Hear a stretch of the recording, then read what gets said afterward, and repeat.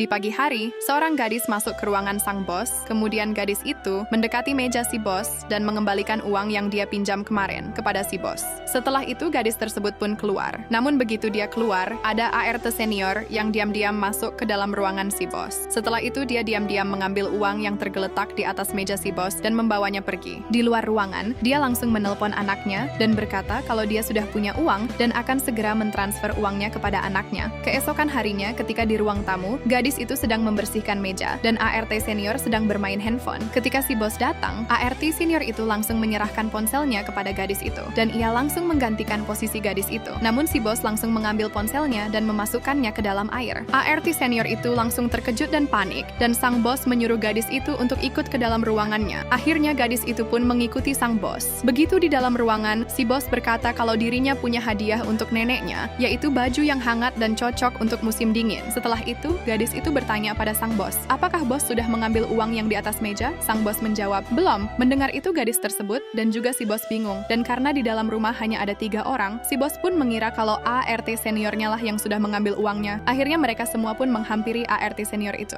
Ketika sudah bertemu gadis itu, langsung meminta uangnya kepada ART senior tersebut. Namun si ART justru bertanya, uang apa maksudmu? Si bos pun menjawab, uang yang ada di atas mejaku. Namun ART senior itu menjawab kalau dia tidak tahu. Akhirnya si bos pun mengancam jika tidak mengaku dia akan melaporkannya ke polisi. Akhirnya ART senior itu pun mengaku kalau dia yang sudah mengambil uangnya. Mendengar itu, si bos pun menyuruhnya untuk mengembalikan uangnya. Namun ART senior itu menolak. Akhirnya si bos kembali mengancam jika besok belum dikembalikan, dia akan memecatnya. Setelah itu sang bos pun pergi. Keesokan harinya, saat di ruang tamu, sang bos datang dan menanyakan gadis itu, apakah uangnya sudah dikembalikan? Tapi si ART senior mengancamnya. Meski begitu, gadis itu tetap menggelengkan kepala, menunjukkan bahwa uangnya belum dikembalikan. Sang bos yang melihat itu langsung pergi, dan ART senior itu langsung memarahi gadis tersebut karena sudah memberitahu bos kalau uangnya belum dikembalikan. Beberapa saat kemudian, si bos kembali sambil membawa koper milik si ART senior. Tanpa banyak bicara, ia berjalan keluar,